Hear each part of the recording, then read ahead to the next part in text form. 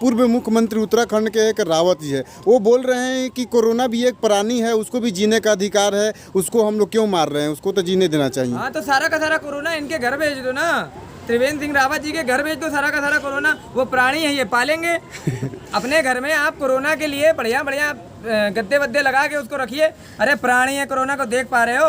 वो बेवकूफ़ मुख्यमंत्री, उसको ये दिख जाता है कि छोटी पैंट पहन रही है लड़की, शालीन नहीं है, उसको ये दिख रहा है कि ये वायरस है, इसको ये प्राणी है, वायरस को प्राणी बता रहा है। और फलस्तीन को लेकर बहुत लोग बोल रहे हैं। मैं कहना चाहता हूँ, देश में इतनी बड़ी त्रासदी है, देश के लोग मर रहे हैं, नदियों में लाश तैर रही है, और आप इजराइल पे जा रहे हो। अरे भारत में इजराइल से ज़्यादा लोग तो हमारे देश में मर रहे हैं, लेकिन कहाँ तुम मर गए? अंधभक्त कहाँ मर गए, जो हर चीज़ में जोड़ घटा के 56 इंच कर देते थे। अब 56 इंच वाला कहाँ चला गया? उनका जादू कहाँ गया कि 56 इंच है, 56 इंच है, नमो नमो करते थे। अब कहाँ मर गए वो लोग जो 2 महीने पहले चंदा मांगते थे? अब कहाँ गायब हो गए? इस देश महिलाओं ने गाय के मूत्र की बनी चाय पिया है।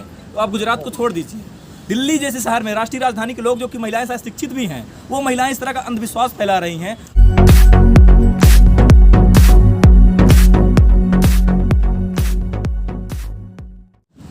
सबसे पहले तो सभी को ईद की, पूरे देशवासियों को ईद की बहुत बहुत मुबारकबाद।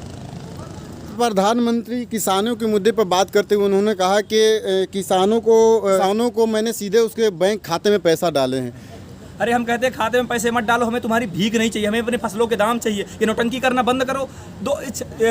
2,000 रुपये 2 महीने में और साल भर में 6,000 रुपये देने से क्या फ़र्क पड़ता है? ये कुछ भी नहीं है। किसानों को बदनाम करना है भाई। किसानों ये भीख नहीं मांग रहे, किसान अपने फसल का, अपने मेहनत को उचित दाम मांग रहे। और प्रधानमंत्री से क्या बात करना? वो इंसान क्या जाने किसानी के बारे में? ड्रामाबाजी करता, वही साइंटिस्ट बन जाएगा, वही सैनिक बन जाएगा, वही सब कुछ बन जाएगा, पागल बकवास करता रहता है। मैं इस प्रधानमंत्री को नहीं मानता, इस प्रधानमंत्री को नकारना पड़ेगा। और इस देश के लोगों को, खास तौर पर जो बेरोजगार लोग अपने घर में बैठे हुए हैं ना, उनको कहना चाहूँगा, तुम्हारे पास क्या है? बेरोजगारी का तमगा, उस तमगे को लेकर के सड़क पे आओ, संघर्ष करो। और दूसरी बात, आज देखेंगे इजराइल को और फलस्तीन को लेकर के बहुत लोग बोल रहे हैं।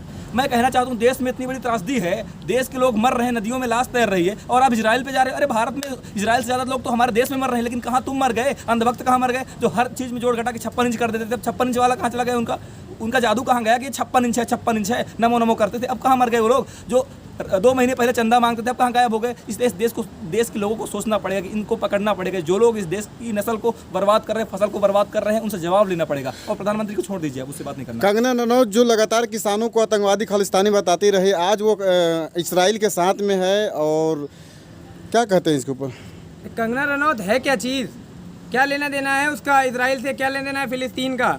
ऐसे कंगना रनौत और ऐसे जितने भी ये लोग हैं जो फिलिस्तीन और इजराइल के ऊपर बात कर रहे हैं, क्या इन्होंने कोरोना में जो लोग मर रहे हैं उनके ऊपर बात करी? क्या इन्होंने कभी ये बात करी कि ऑक्सीजन की कमी सरकार कैसे होने दे रही है? क्या इन्होंने कभी ये बात करी कि यहाँ पर जो लोग लाशें तैर रही हैं वो लाशें किसकी हैं? क्या इन्होंने कभी ये बात करी कि जो किसान यहाँ पर बैठे हुए हैं वो आखिर किस लिए बैठे हुए हैं? क्या इन्होंने कभी किसानों के बारे में कोई ट्वीट करा? जिस प्रकार ट्विटर ने इनको नकार दिया, ट्विटर ने इनको भगा दिया, उसी प्रकार जहाँ भी ये पोस्ट कर रहे हैं, इंस्टाग्राम, फेसबुक, हर जगह से ऐसे नकारात्मक सोच वाले, हर जगह से ऐसे नफरती लोगों को भगा दिया जाना चाहिए, बेदखल कर देना चाहिए। कंगना रनौत ये कहती है कि भारत इजराइल के साथ में खड़ा है, और भारत में ये सिचुएशन बना है कि भारत के लोगों का इंतकाल जो हो रहा है, उनका शव गंगा नदी में बह रहा है। तो इन भारत के लोगों पर ध्यान देना चाहिए या इजराइल पे ध्यान देना चाहिए सरकार को? कंगना रनौत को जब इतना नहीं पता है कि यहाँ पर जो किसान अपने हकूक़ों की लड़ाई लड़ रहे हैं उनके बारे में बोलना ज़्यादा ज़रूरी है, या जो इजराइल में जो लड़ाई हो रही है, 2 देशों के बीच में लड़ाई हो रही है,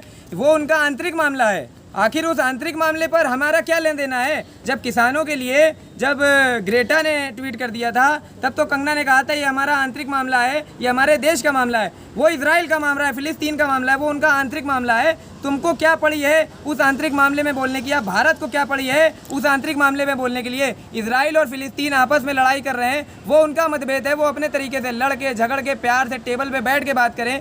भारत में क्या सिचुएशन है, किस प्रकार से ऑक्सीजन की दलाली हो रही है, किस प्रकार से मेडिसिन की दलाली हो रही है, किस प्रकार से एम्बुलेंस चोरी करके घर में रखे हुए हैं, किस प्रकार से लाशें तैर रही हैं, किस प्रकार से लोग अपनी बीवी, अपने बच्चों जो बीमार हो रहे हैं उनको 30-30 किलोमीटर दूर पैदल टांग कर ले जा रहे हैं, टेम्पो में लोग दम तोड़ दे रहे हैं, लेकिन उनको ऑक्सीजन नहीं पैदा हो पा रही है। एक भी ट्वीट कंगना रनौत ने नहीं किया, एक भी इंस्टाग्राम पे पोस्ट कंगना रनौत ने देश के लिए नहीं करा, लेकिन इजराइल के संग भारत खड़ा है, ये कंगना रनौत बताएगी। और ये अंधभक्त जिन्होंने अपनी प्रोफाइल फ़ोटो लगा रखी है कि आई स्टैंड विद इजराइल, कभी तुमने ये सोचा कि किसान ये जो 6 महीने से यहाँ 400 से ज़्यादा किसानों की मौत हो गई यहाँ पर संघर्ष करते हुए, उनके घर वालों के साथ क्या बीत रहा है, किस प्रकार से उन्होंने ये दर्द को झेला। क्या वो घर पर बैठते कि यहाँ संघर्ष करने की उम्र है? 90-90 साल के बुजुर्ग यहाँ पर बैठे हुए हैं। क्या उनकी उम्र यहाँ सड़क पर बैठने की है या उनकी उम्र घर में बैठने की और उनके पोते उनके बच्चे उनकी सेवा करें, ये उम्र है उनकी। लेकिन कंगना रनावत जैसे लोगों ने कभी उनके ऊपर कोई ट्वीट नहीं करा। लेकिन इजराइल और फिलिस्तीन में लड़ाई हो गई तो कंगना रनावत अब ट्विटर से भगाई गई है। इंस्टाग्राम और फेसबुक जैसी इन जैसी संस्थाओं में इनका होना ही नहीं चाहिए, क्योंकि इनका काम है सिर्फ नफरत फैलाना और लोगों को एक दूसरे में बांट देना। एक पोस्ट सर्कुलेट हो रहा है सोशल मीडिया पे, गुजरात के कुछ लोग हैं जो इस वक्त कोरोना से बचने के लिए गोबर से स्नान कर रहे हैं। अभी आज की खबर नवभारत टाइम्स में मैंने पढ़ा है कि दिल्ली की कुछ महिलाओं ने गाय के मूत्र की बनी चाय पिया है। तो आप गुजरात को छोड़ दीजिए, दिल्ली जैसे शहर में राष्ट्रीय राजधानी के लोग जो कि महिलाएं शायद शिक्षित भी हैं, वो महिलाएं इस तरह का अंधविश्वास फैला रही हैं। तो ऐसे लोग जो देश में क्या होगा जब शिक्षा नहीं होगी?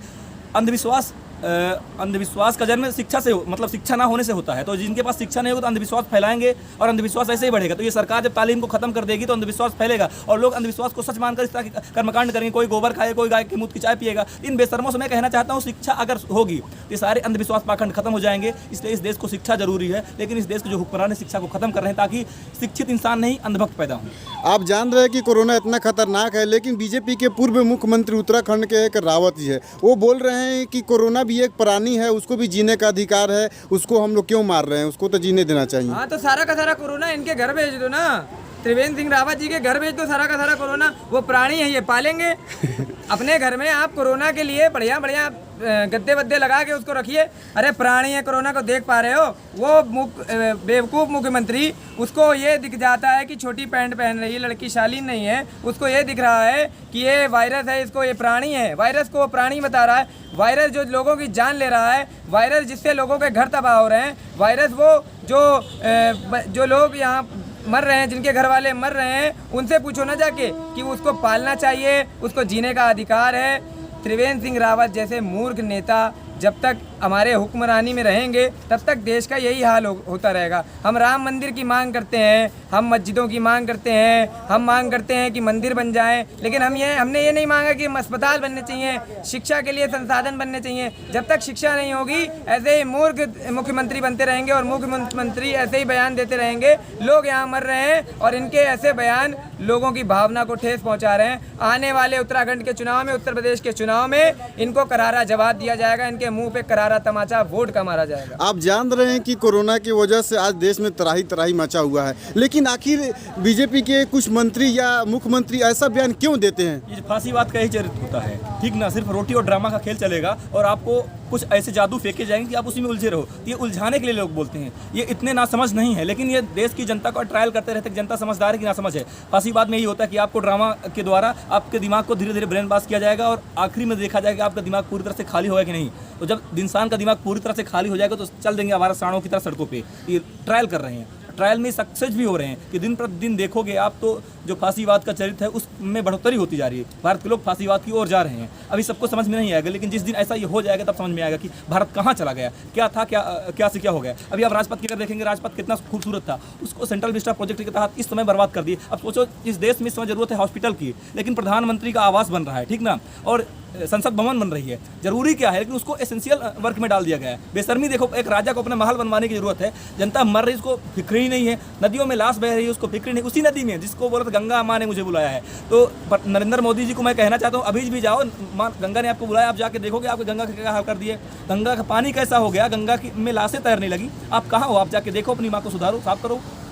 मोदी जी नया संसद भवन बनवा रहे हैं, तो उस पर आप लोग सवाल क्यों उठा रहे हैं? सवाल क्यों ना उठाएं? देश में वो संसद खराब हो गया है क्या उसका जो है उसको सही नहीं करा जा सकता है?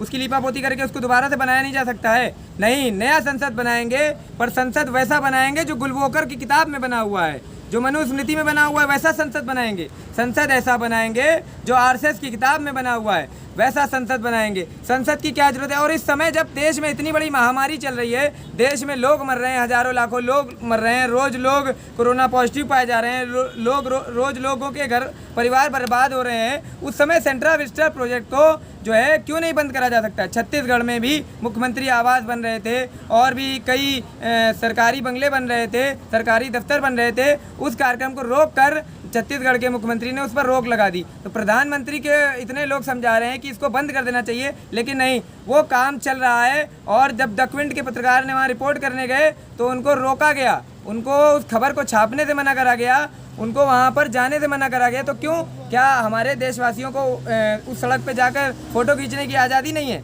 क्या हम देशवासी वहाँ पर जाकर देख नहीं सकते हैं कि प्रधानमंत्री जी क्या कार्य करवा रहे हैं? ऐसा आखिर क्या कार्य हो रहा है जो वहाँ पर लोगों को जाने नहीं दिया जा रहा है? तो इसके पीछे कुछ ना कुछ कारण होगा जो लोग खबर नहीं छपाना देना चाह रहे हैं। क्यों ऐसा हो रहा है? जो राजपथ जैसी खूबसूरत सड़क पे जो है खुदाई करके जो है नई संसद का जो है वो बनवाया जा रहा है, इतना बड़ा संसद बनवाया जा रहा है।